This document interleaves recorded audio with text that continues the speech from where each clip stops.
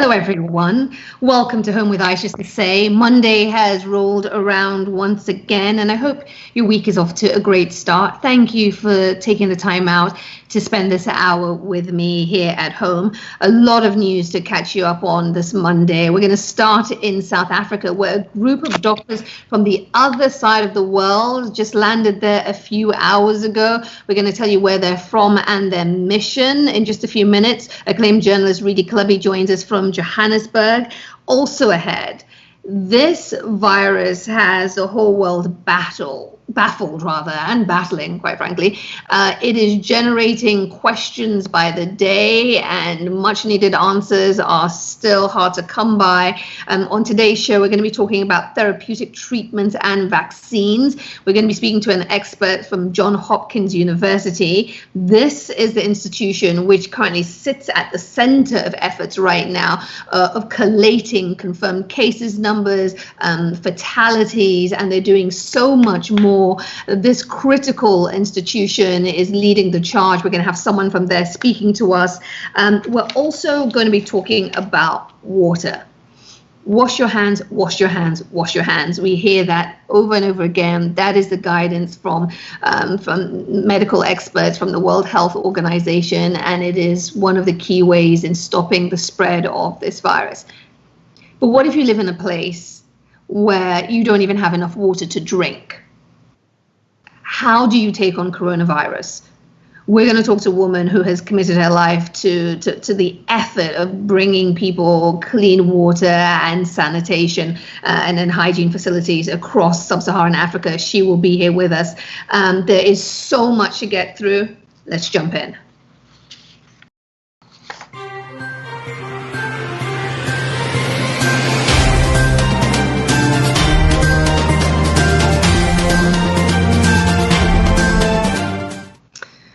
Well, we're approaching 3 million coronavirus cases across the world, and the scourge continues to move across borders. It is moving steadily. It is moving stealthily. In the case of Africa, its journey to that continent was slower than the move it made to other places. But now that it is there, it is picking up a pace, and it has shown up in all but 2 countries on the continent. In South Africa, the confirmed case numbers continue to go up. At last check, Cyril Ramaphosa's administration had clocked 4,546 cases and almost 90 deaths. The pain and the suffering this disease is causing is all too real.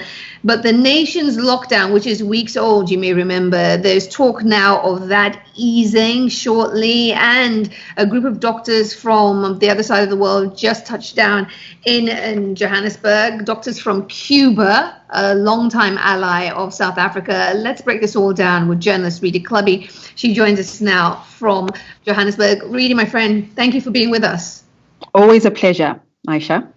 Thank you. So let's start with, before we even get to the doctors, just start by just setting the scene in terms of the mood, in terms of the sense there in South Africa of how well the government is doing in battling coronavirus. Let's start there. I'll start with the good news. I think the government of Cyril Ramaphosa is enjoying goodwill because many people feel that they've shown leadership, they've been accessible. Even the last time I spoke to you, I told you that we've seen communication like we've never seen before. The second thing is that the worst was expected, but they have managed to contain the virus. The lockdown has actually worked. And that is why there's even talk of easing it down from level 5, which is the highest intensity, to level 4 on Friday. It's still a lockdown, but with some sectors are going to be allowed to start operating.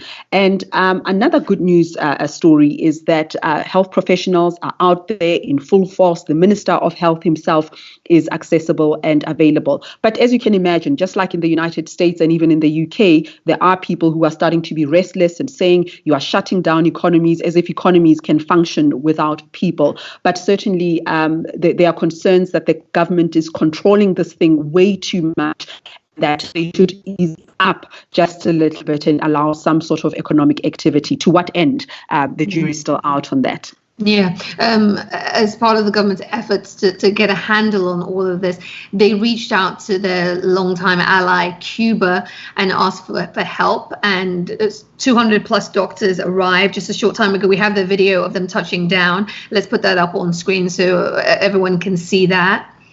They arrived in the early hours, and my understanding to quarantine for some 14 days. But talk to me about this move, Redi, because South Africa is known on the continent and beyond for having accomplished doctors and having a good number of them. So why reach out to Cuba for some of their own? Okay, I think it's twofold. The first one, my impressions, is that these are historic ties. This is a political affiliation. Cuba stood with South Africa during the darkest hours.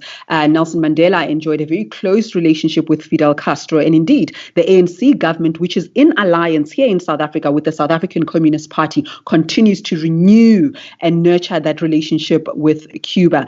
A lot of the times, even when there is no pandemic, they often exchange programs between South Africa and Cuba. A lot of South African doctors have gone to Cuba over the years and been trained there. And Cuban doctors' presence in Africa is not new. So I can say to you, Aisha, that a lot of people are welcoming this, especially supporters of the ANC. But that is more at a romantic type of level and hankering for the past and sentimentalism. But you and I as journalists are duty bound to ask the tough questions. How much money is the South African government giving to the Cuban authorities? Because this is not for free, by the way. They use words like assist and volunteer, but it's not that. It's in exchange for some supplies, medical supplies, and some cash as well. We know that the embargoes on Cuba and the stranglehold on its economy, all sorts of measures that the US and other nations have put, have really debilitated the Cuban economy, amongst many things. So the Cuban government does need this money. The question that any good journalist should be asking is, what is the freedom, the latitude, the agency of those doctors? For every dollar that is paid to the Cuban government, how much of it actually goes to the doctors? And I must give a historical perspective. Cuban presence in Africa, not a new thing. There was an incident in the 90s and mid-2005 where Cuban doctors were dispatched to Namibia. I interviewed one of them many years ago, and they were complaining that as soon as they land, their passports were impounded, they were confiscated, their movement was restricted, they were not given provisions. So all I'm saying is that welcome the assistance if it is a good news story, but keep the vigilance going, because I think human rights, goodwill, and integrity depends on us really analyzing this and assessing it with integrity and honesty. Mm-hmm. Indeed, a point well made. So as we talk about the Cuban doctors coming and bringing their efforts, their expertise, we know that the South African government has conducted nearly 170,000 tests. The lockdown, I think, in fact, some people described it as the strictest in the world. Has the government given us any indication of where South Africa is on the curve? Where are you? Have you hit your peak yet? Is that being talked about publicly? I think they're being very careful here, Aisha, because this is a very complex country, as you know. Certain areas where I am, the northern suburbs, we were told that we are flattening the curve. But you and I know, densely populated area, hard to reach areas, the labor force being concentrated in low income areas. My sense is that the government is being cautious. They gave a briefing a week ago where they say that this community interaction and transmission is yet to happen. So we are preparing ourselves. We were expecting to have reached the worst at this point, but we haven't yet. So we're cautiously optimistic. We know that the way our townships are structured, there is just no way that we would be over the worst. So this stringent lockdown is still necessary. I still think that we must watch South Africa. South Africa is complex, as I say. You can have a first world environment alongside a developing world one. So to use the prism of first world, you'll get the wrong answers. You'll get the wrong information. But you have to look at the country holistically. And I don't think we have arrived at that point yet, Aisha. I can't let you go without asking you to put South Africa in context with the region. I'm thinking specifically, obviously, the SADC region, the Southern African Development Community, 16 countries. You've given us a snapshot of how South Africa is doing, but talk to me more broadly across the region, what the effort looks like and how coordinated is it?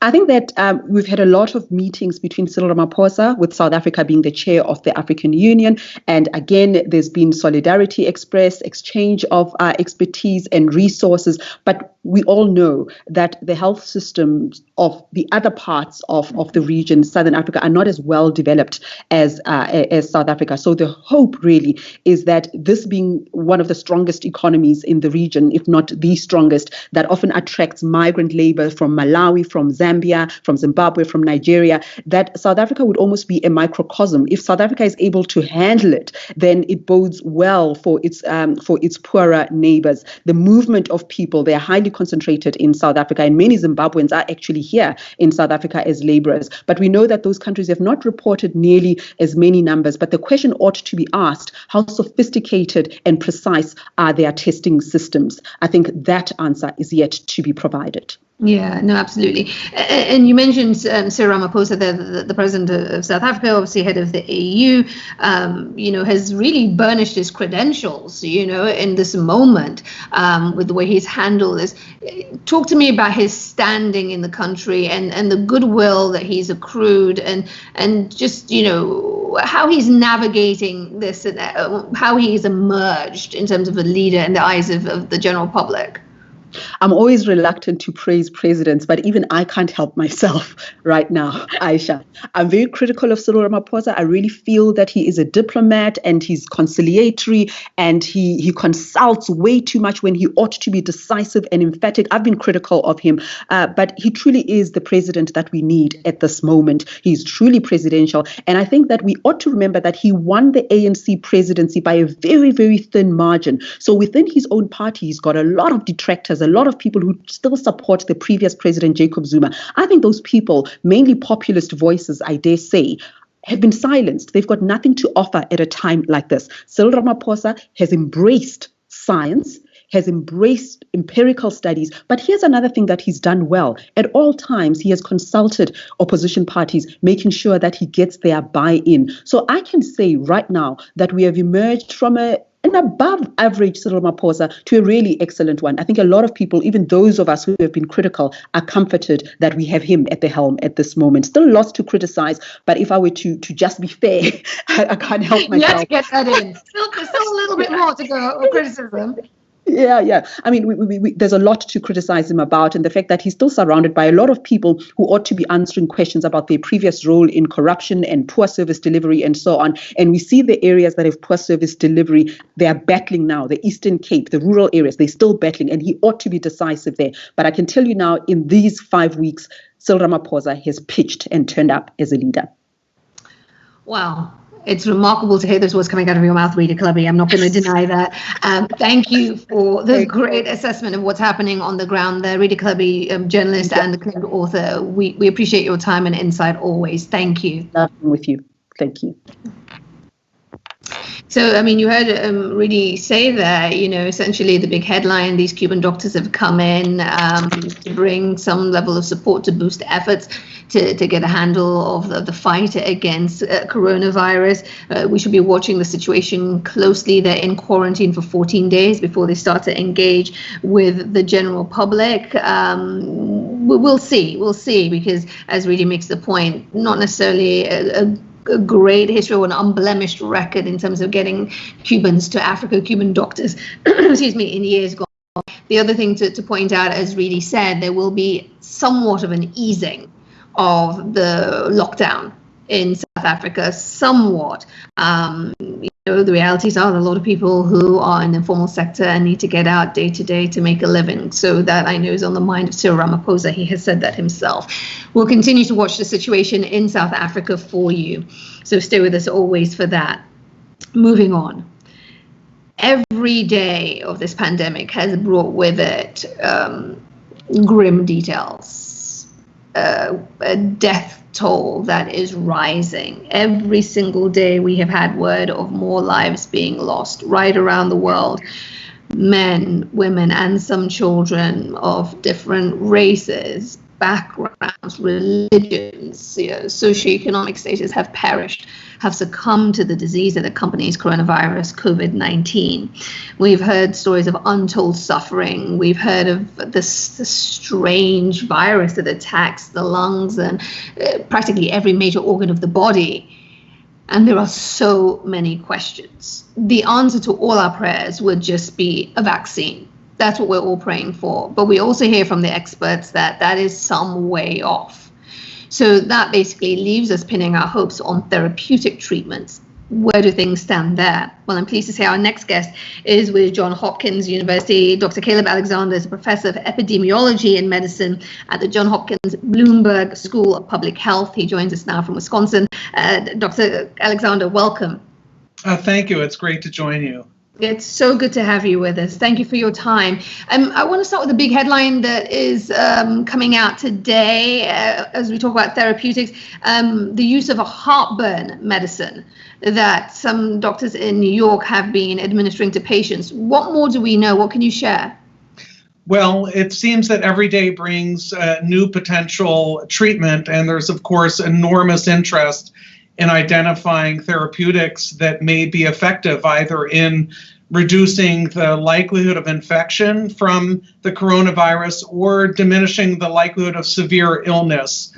And this one is the latest. I have yet, frankly, to read up fully on it, but I'm not surprised to see it because there is such enormous scientific effort underway in order to identify effective treatments. And there are thousands, probably tens of thousands of scientists working around the world feverishly trying to identify remedies that may already exist. They may be already in use for other diseases that can be repurposed to help reduce the toll that the coronavirus is taking.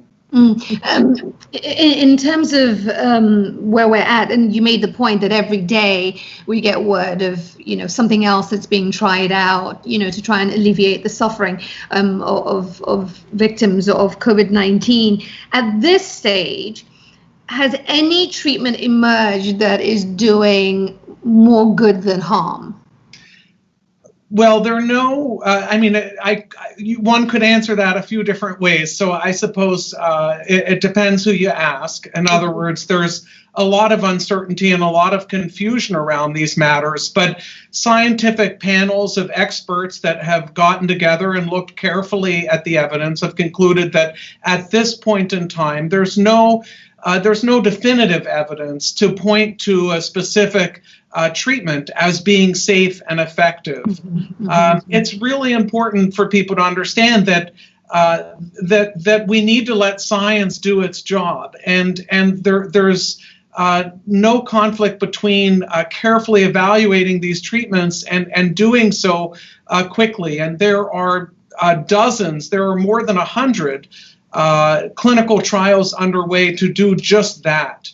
So there are some treatments where there is fairly good or promising evidence, say in animal models, or looking in using in laboratories, just looking in petri dishes and laboratory dishes, that a product may work. But it's vital that we test these products in humans in well-designed clinical studies. And bearing in mind, you just mentioned the point of speed. Yeah. Urgency. I know you say there's no conflict, but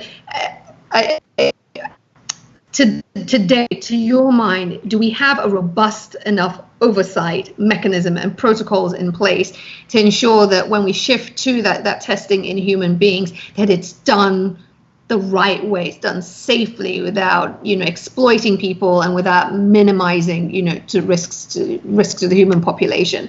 Sure. It's a great question. And I think within the context of individual studies, I think largely so. That is, I think that these studies are being done it's hard to generalize across hundreds of studies across dozens of countries, but I have perhaps a little bit less concern about the conduct of any individual study than I do the coordination across all of the different teams that are active in this area. And it's vital not only that we have well-done studies, but also that there is coordination. For example, that there's transparency and sharing of information as it becomes available.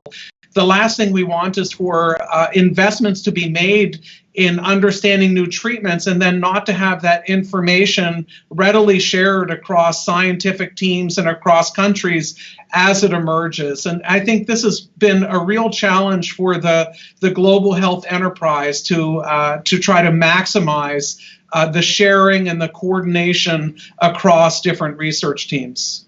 I mean, when you look at the situation, you're an epidemiologist. Have you? I mean, because I certainly, just as someone who consumes the news and has worked in the space for a long time, have you ever seen anything like this? Any virus like this, with this kind of profile, where every single day it appears we hear of it affecting a different part of the body, almost chimeral. The last thing we saw in the Washington Post a few days ago is that it's causing strokes in young people, and there was this description of a neurosurgeon pulling out a clot and more clots forming in real time, like something out of a horror movie almost. Talk to me about how you're seeing this virus and its movement across the world. Yeah, well, it's a new virus, and that's very important because it means that humans haven't been exposed to it thus far, and it means that there's a huge population, the world's population, that's susceptible to infection. When people get critically sick, a lot can happen. So among someone who's critically ill, it's not uncommon to see kidney failure, liver failure, heart failure, blood clots forming. There are many, many things that can happen among someone who's critically ill that I think don't come as an incredible surprise to clinicians that have been on the front lines and that have treated people who are critically ill before. But viruses are tough. I mean, they are remarkably, they're not truly living organisms. They hijacked the machinery of cells, of the building blocks of human beings. They're remarkably simple, which means that there are fewer targets of opportunity as we're looking for treatments for them. Because they hijack the machinery of our own human cells, a lot of the treatments that would hurt the viruses end up hurting ourselves as well.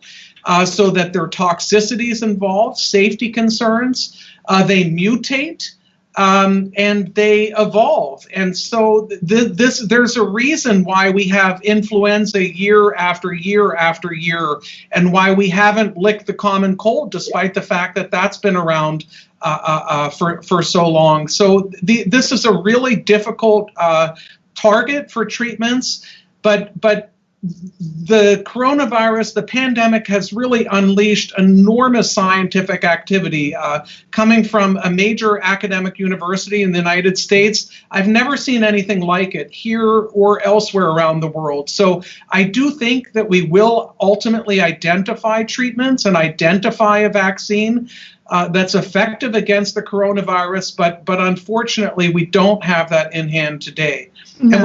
And we have to be sure that whatever we do bring to market, whatever is developed, helps more people than it hurts. We have to be sure not only that it's effective, but also that it's safe. What's happening at Johns Hopkins right now? I'm intrigued. I mean, you are the source for all the data that news and media organizations are using.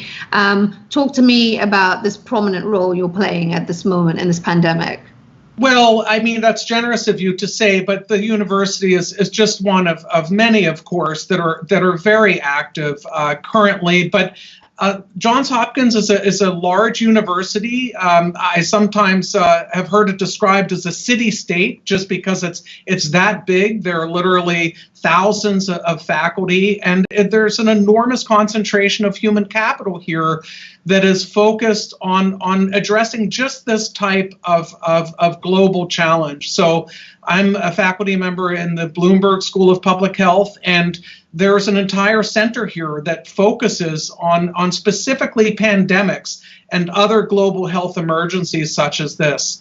There are faculty working on many, many different facets of the pandemic with collaborators and colleagues in departments of public health and public health agencies and other universities and the private sector as well in the United States and around the world. And they're really working on many, many different facets of the pandemic. And for you personally, what is standing out for you? What's got your attention right now? What's the top unanswered question that you want answered right now? Well, my own work tends to focus on therapeutics, so I'm looking very carefully at what we're learning, both from the randomized trials that are underway, but also from studies of already existing data. In other words, we have enormous amounts of information coming out of hospitals and health systems all around the world that we can use to examine different questions of the safety and effectiveness of drugs at this time. So these types of studies can't replace clinical trials. They're no substitute for clinical trials, but they're an important complement to clinical trials. I can't let you go without asking you just where you see the greatest promise. I don't know if you can say, because I know obviously they're plasma-based treatments that they're looking at. There's repurposing of, I think it's remdesivir. Yeah. I think I said that was created a couple of years ago to work on something else. Talk to me about where you're seeing the promise right now. Well, I think, you alluded to plasma-based therapies or convalescent serums. So the idea there is to take antibodies that are in individuals who have recovered from COVID infection and to assess their therapeutic value in treating, say, those that are critically ill. And I think those are promising. I mean, we have convalescent serum has been used in other contexts and demonstrated to have an important role. So I think those are promising. And I think, frankly, that many of the therapeutics may ultimately prove to have some value.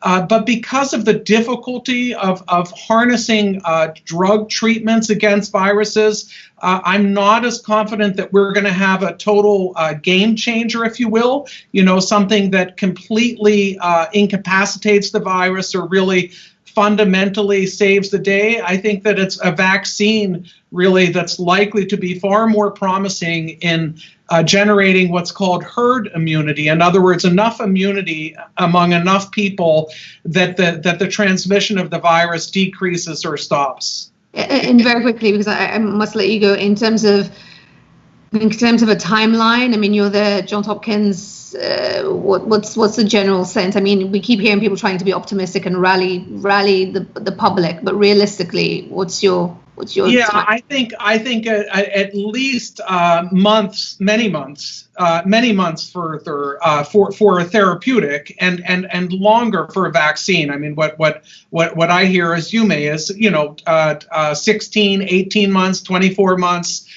There's lots that we can do in the meantime, though. So while this work on therapeutics and vaccines is so important, it's important for people to recognize that it's no substitute for many of the other measures that we know work. We're seeing them working all around the world. And so it really is a time for continued coordination and collaboration across the world in order to minimize the amount of further harm that ensues. Yeah, absolutely. Dr. Caleb Alexander, thank you so much for your insights. Really appreciate them. Thank you. Thank you very much for having me. I enjoyed it. Thank you. Me too. So, I wanted to tell you that vaccine was going to be here sooner, but it's just not going to happen. I mean, the work is being done. I think we've seen an unprecedented coordination amongst the scientific community to work to effort a vaccine, but these things take time. In terms of the therapeutics, several areas of research and focus, amongst them these plasma-based treatments. But again, even though these are drugs, even though there are drugs that have been used, or at least they had been created to fight something else and they didn't work there, now they're being repurposed, or they're attempting to repurpose them for coronavirus, there's still a lot more work that needs to be done. So we're not there. We're absolutely not there. I need to pull up your comments now because you have been writing in. I'm still here. I know my producer is now thinking, where are you? Unless you can still see me. Can someone confirm that? So you can see me. So, okay, I'm pulling up your comments. Thank you so much for being with us and for writing in and sharing your thoughts about the show. I think we're definitely, I'm pulling these up. We'll get these back to you shortly because there seems to be something going on and I seem to have lost the connection for your comments. So we'll work on getting them to you. We'll collate them and have them emailed over and then I'll read them to you. But thank you to everyone who has written in so far. Very, very much appreciated. Okay, let's get another view of the situation. In just a few months of this pandemic, COVID-19 has decimated industrialized nations, some of the richest countries in the world. This thing has swept in and it has shaken societies to their core. So imagine now this virus making its way to less developed countries in the world. Take Kenya, for instance, the East African nation of almost 54 million people. A significant proportion of them, in fact, 72% of that country are living in rural areas. So even though Kenya is rapidly urbanizing, even though it is one of the continent's, shining examples of urban development, 72% of the population in Kenya still live in rural areas. And our question has long been, what's happening there? So much of the conversation around COVID-19 and the testing that's taking place is around the big cities. So when you're talking about Kenya, you'd be talking about Mombasa, you'd be talking about Nairobi. But what about those rural, less developed places where there is limited access to well-resourced medical facilities? What is happening there? Because you don't have the full picture if you don't know what's happening there. So we have someone on to discuss that with us. Our next guest is Dr. Waruguru Wanjau. She's a public health expert. She's also a doctor, and she's spent time working in rural areas there in Kenya. Welcome to the show. Thank you. Nice to be here. Thank you so much for taking the time. Talk to me. You're there in Nairobi. Talk to me about the situation beyond these big urban population centers and what is happening in terms of getting to grips with coronavirus in such places, these rural spaces. Yeah, and maybe I'll put it with a Kenyan context because that's where I have more data. But I do believe the situation is similar in many places across Africa. I took a quick look at someone who's giving disaggregated data, and at least in South Africa, for example, a lot of the cases, again, are concentrated in the bigger metropolitan areas compared to the rural areas. So I'd say, using Kenya as an example, and it may be different in different countries, what's happening is the rural areas, because of the quick action in many places of lockdowns, either for the whole country, some movement restriction in various forms, there's not been too much spread into rural areas. So at least in Kenya, we have a few cases outside of Nairobi, but those are few. Those were imported cases initially who moved on, but a lot of the cases are still being reported in the metropolitan area. But I think there's a story that's not being told. That's a very interesting one with regards to rural areas, at least in the Kenyan and the larger African context. Mm-hmm. They are suffering maybe the worst and the hardest secondary effects of corona or of COVID-19. Yeah. Because what's happening in a rural context is just I think the psychological. So just the fear of corona, especially when there's no testing center next to you. You're living in a health system that certainly is unlikely to have critical care next to you.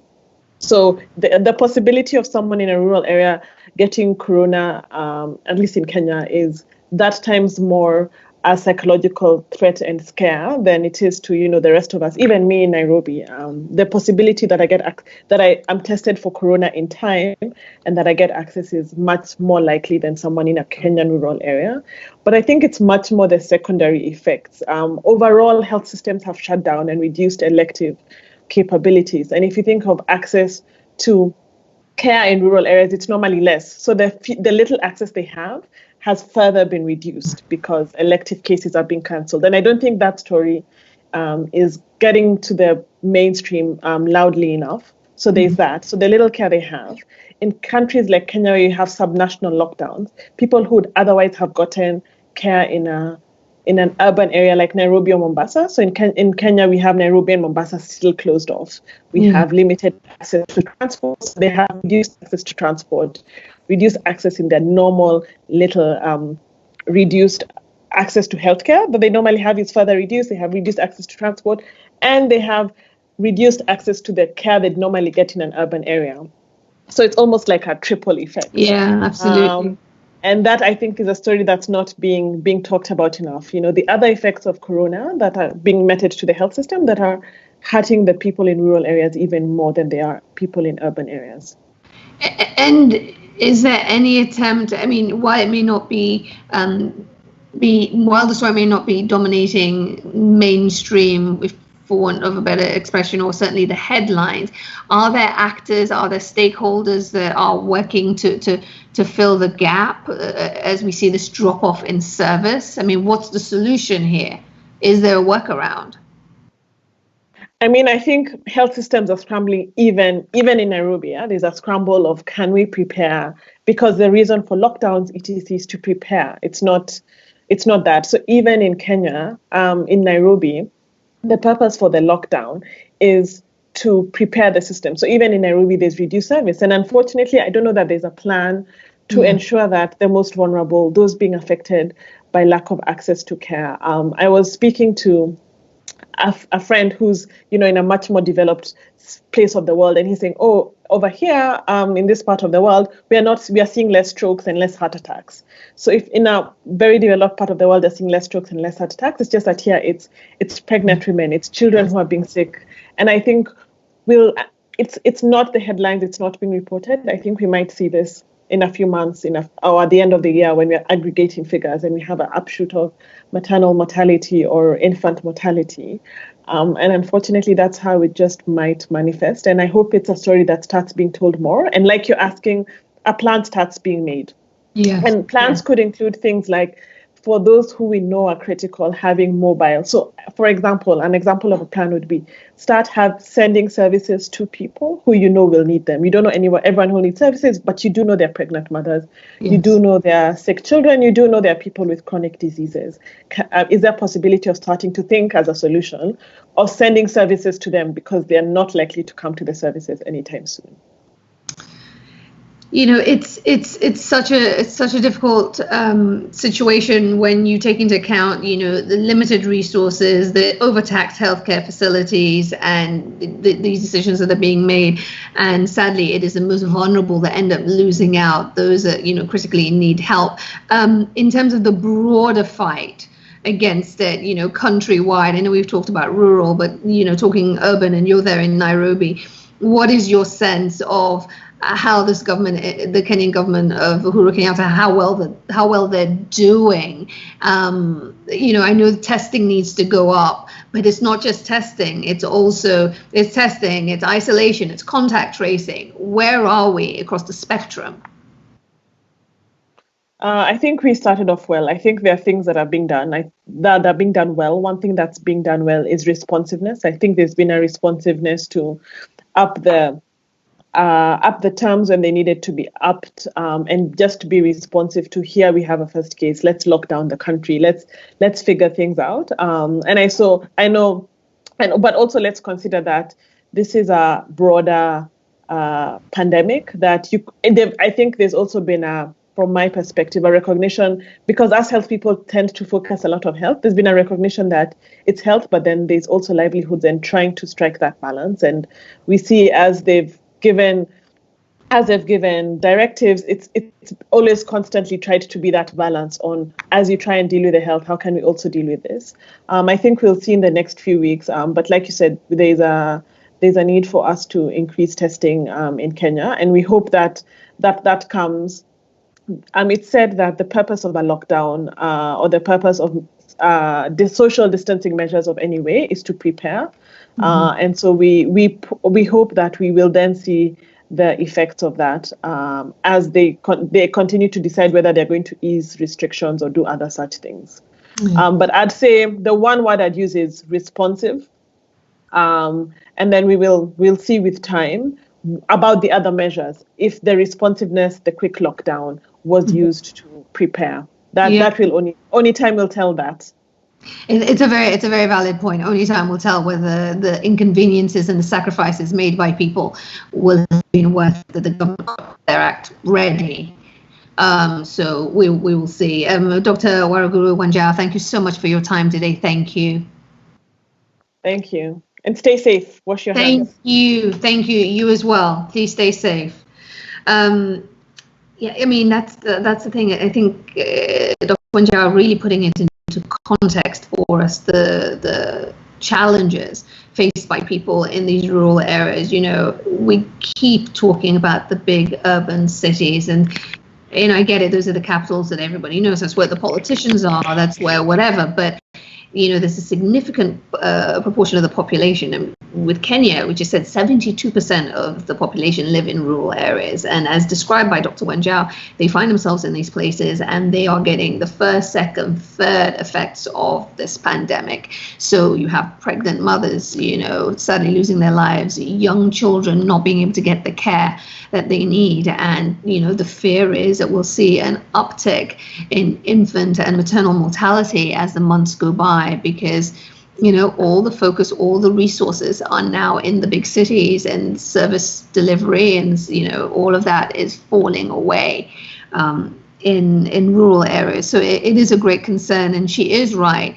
The story isn't being talked about enough. It isn't making the headlines, and it's important that we all understand that we don't have the full picture of the spread of coronavirus in countries in Africa unless that picture also includes the rural areas, unless we have an accurate sense of what's happening there, of the testing there, of the spread there. And again, it's not just the first phase of the pandemic, it's the knock-on effects. So even when we talk about the impacts of it, we have to get the impact or the secondary and third impacts that affect different populations. So we're going to do that. Moving on, I want to talk to you about, you know, the guidance that we've had over and over again from World Health Organization and the medical staff and experts. Wash your hands, wash your hands, wash your hands. We've heard it over and over again. We're talking about, you know, the expectation or the estimation is a small bar of soap, some water. You wash your hands for at least 20 seconds.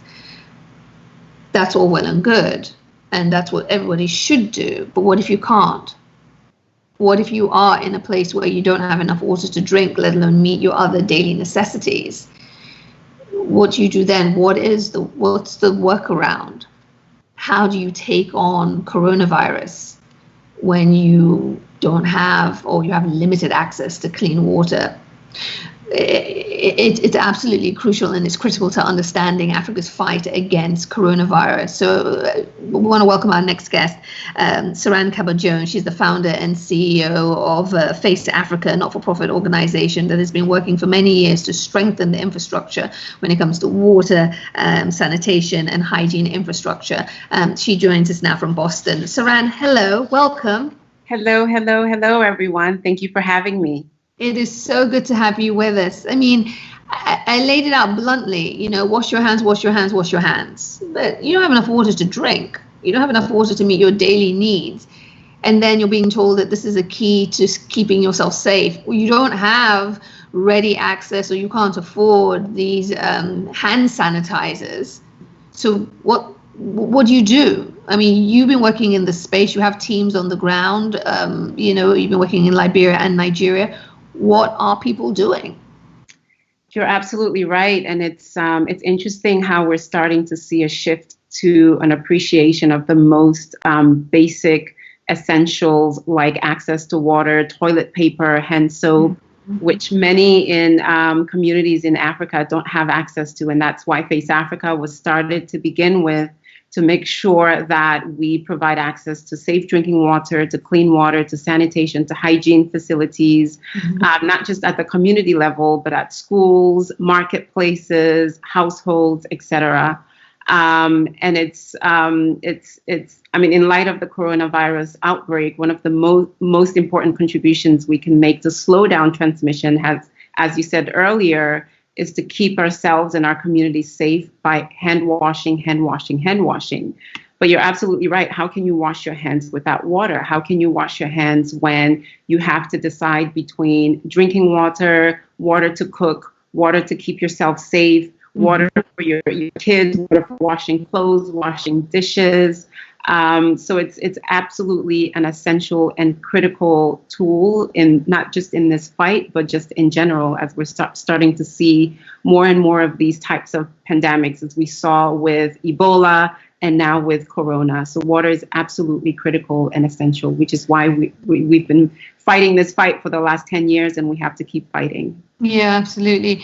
So what's the focus of your effort right now? Because obviously everything has been impacted. Are you still able to operate? Are you still able to try and scale up this infrastructure that is needed most critically now?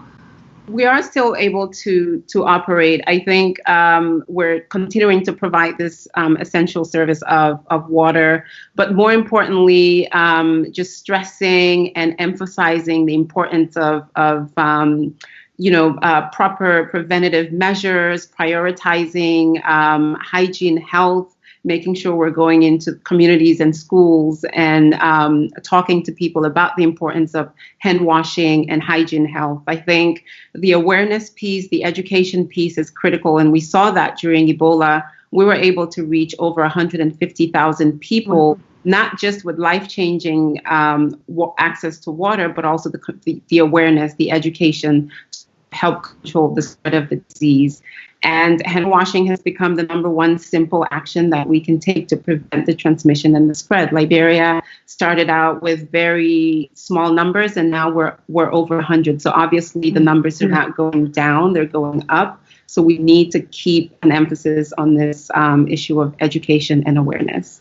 And from the battle against Ebola in 2014, as you know, I'm from neighboring Sierra Leone, and we all faced this, Sierra Leone, Liberia, and Guinea, with the epicenter of that in 2014. From the work you did then in terms of communication of the threat of Ebola, what have you taken from that to apply to this moment as we fight coronavirus?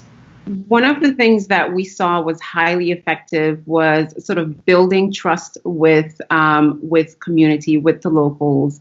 One of the reasons why Ebola spread so rapidly, at least in Liberia, was because of this lack of trust between the communities and the government, and also communities and larger NGOs. What set us apart as an organization, as a community-based organization, is that we've been deeply rooted in the communities that we serve. We have local teams on the ground that have spent years and years in these communities. And so when a pandemic like this breaks out, it's much easier for us to mobilize and go into these communities that we have relationships with, that we've built trust with over time, and be able to really educate them about the threat of a disease like this.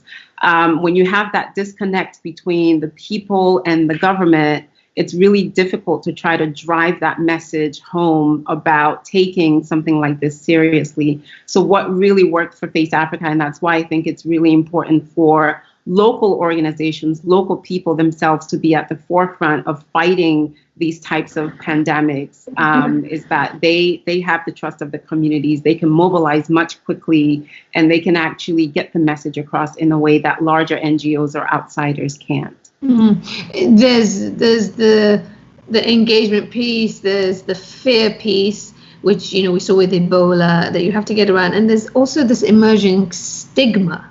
Mm-hmm. That's also, manifesting when we talk about COVID-19 and coronavirus. What's your takeaway there, and how great is that an obstacle to be overcome in Liberia and the other places you're operating in?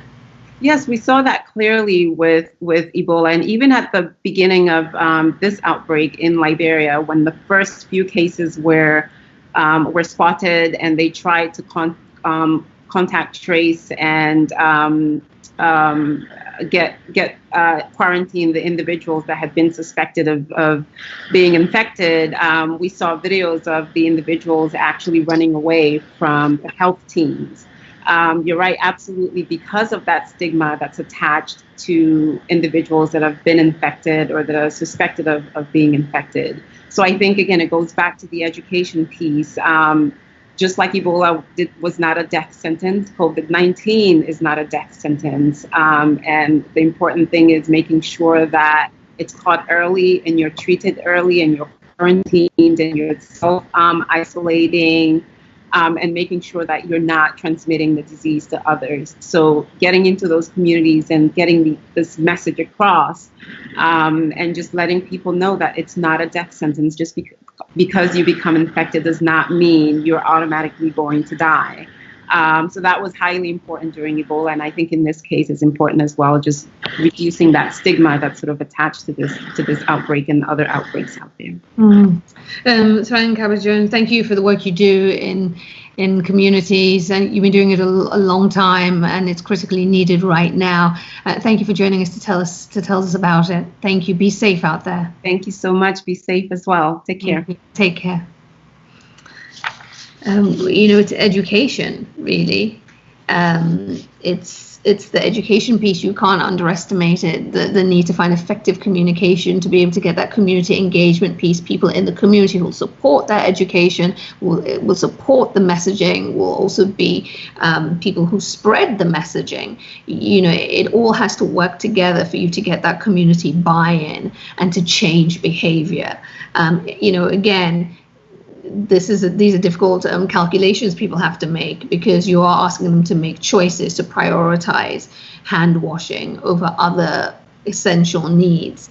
But sadly, we're in a place where we know it has to be done, because we understand that it is a critical way of stopping the spread of this disease. So it is difficult, and the sacrifice can't be underestimated, but the message has to be shared, has to be relayed that this has to be the priority right now.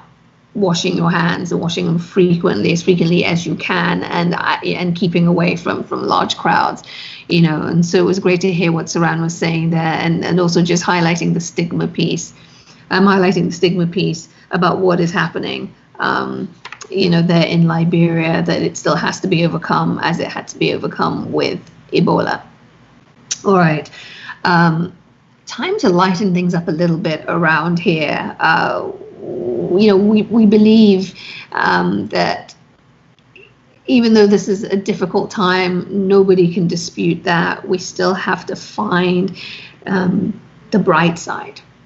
We have to look for it. We have to find the joy. We have to find sources of hope, of inspiration, not just for our own sanity, but also for humanity. For us to be able to kind of move through the world and to move in our connected way, we have to still hold on to hope, and that keeps us human. So here on the show, we make a point of ending each day with the bright side, and that involves us calling up people we know, some we don't, and calling up and saying, join us and share how you're doing in this moment. Today, we promise we're going to bring you some laughs. GINA YASHERE joins us, and she's pretty excited. Take a look. What's happening, people? This is comedian, actor, writer, producer. I do a lot of things right now. GINA YASHERE. I'm going to be on At Home with Isha today, 1 p.m. PST, which is 4 p.m. New York, and the rest of you can work out the times. We're going to be talking about all things life, especially in this current crazy moment in history. But here's the thing, people. We will get through this. We're all in this together. This too shall pass. Humans have survived plagues in the distant past in history, so we're going to survive this one again. What am I doing to keep myself entertained and motivated in these times? I'm watching a lot of TV. I'm binge watching everything. So make sure you're watching Bob Hart's Abishola on CBS. I know it's It's a straight plug, but I don't care. I'm doing it. I'm watching lots of TV. I'm reading. I'm doing yoga. I am doing online classes. I'm meditating. I'm letting it all hang down. I haven't worn a bra in 6 weeks, and quite frankly, that feels wonderful. So stay positive, people. Try and keep washing your hands. Keep 6 feet away from people. Stay in your houses for the foreseeable future. Let's be safe. But in the meantime, it doesn't mean you can't stop being in touch with people. Zoom, Facebook, Instagram, Twitter, phone calls, because we still have those. Even if you're quarantining alone, you're not alone. We're all in this together. So keep in touch. Stay online. Talk to your friends, your family. Make new friends. It's doable. And we'll see each other on the other side of this. So anyway, I'll see you at 1 o'clock. Peace. GINA will be with me in just a few minutes. She's going to be with me live on Instagram. I cannot wait to spend time with her. I'm hoping I can count on you to join us there on Instagram. My handle, I am Isha Sesay. That does it for today's edition of Home with Isha Sesay. Whether you're watching us on Facebook or Twitter or YouTube, thank you for being with me for this past hour. I hope you found it enjoyable. I hope you found it informative. I'll see you back here same time, same place. Meet me over on Instagram. I'll be there top of the hour. You have just about enough time to grab a drink, change into a fresh pair of pajamas, get a comfy spot. I'll be live with GINA YASHERE on Instagram live at the top of the hour. That's it for me from here. I'll see you here though tomorrow. Take care, everyone. Be safe. Oh, before I go, I almost forgot, and my producer would have killed me. So you see how I just crept back in. Big shout out for Independence Day in Sierra Leone and Togo. I don't know how I almost forgot that, but I know all countries on the continent being taxed at this moment, but it is Independence Day for my home country of Sierra Leone and Togo, and we want to give a shout out to both nations and tell everyone, please stay safe, please follow the guidelines, and this too shall pass. Take care, everyone. See you tomorrow.